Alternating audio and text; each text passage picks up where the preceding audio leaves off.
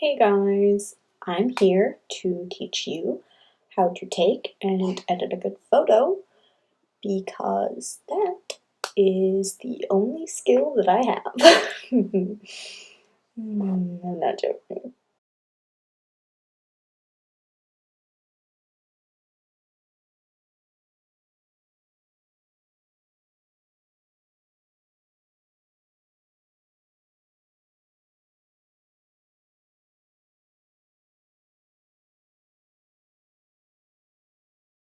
Okay, so you probably take photos of pretty much everything all day long, but you're probably unaware of two things that are really basic elements of photography that will instantly bump up the quality of your photos by like 100%. And that is the rule of thirds and light.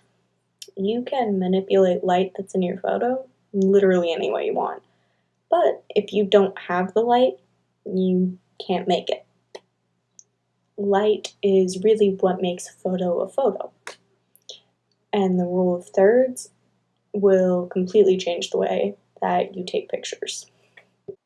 And this is what a rule of thirds grid looks like. You divide your frame into two horizontal lines and two vertical lines, and basically you get more dimension out of your photo by aligning your subject not in the middle but to the left or the right, depending on what you want.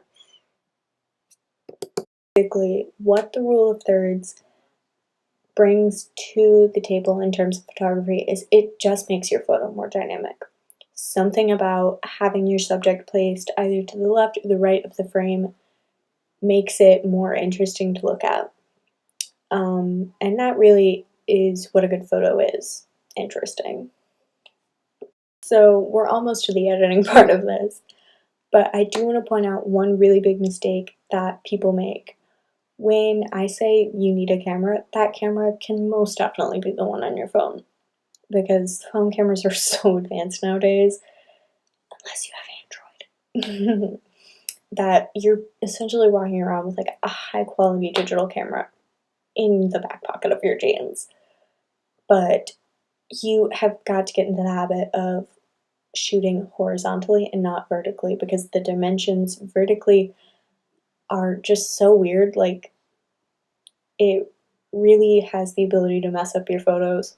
If you shoot horizontally, there's just so much more for you to work with.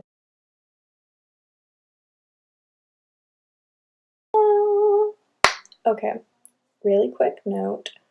There are two different ways you can go about editing your photos. You can edit them on your phone or on your laptop. And I'm gonna put y'all on the Adobe Creative Cloud subscription. A lot of people still think that you have to buy Photoshop in the disk format, and that stuff is like crazy expensive. It's like $60. However, there is a very unknown subscription called Adobe Creative Cloud, and it's what I use.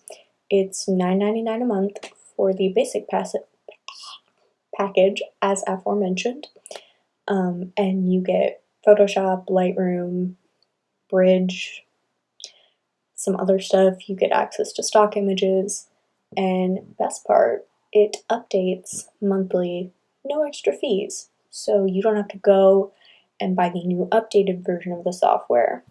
Cha-ching! When you're editing on your phone, I personally use PS Express, which is like a tiny app version of Photoshop, and that's free too. I know a lot of people use like VSCO, but that's really just filters, if we're being honest. Okay, so what we're using right now is Lightroom, or as I like to call it, baby Photoshop, because it really has everything that you would need, just in a less complicated format. Here's the thing with editing a picture.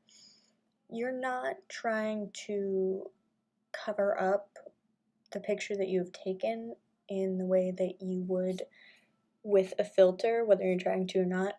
What you want to do when you're actually trying to edit a photo is enhance in the photo what is already there. You want to make it look natural.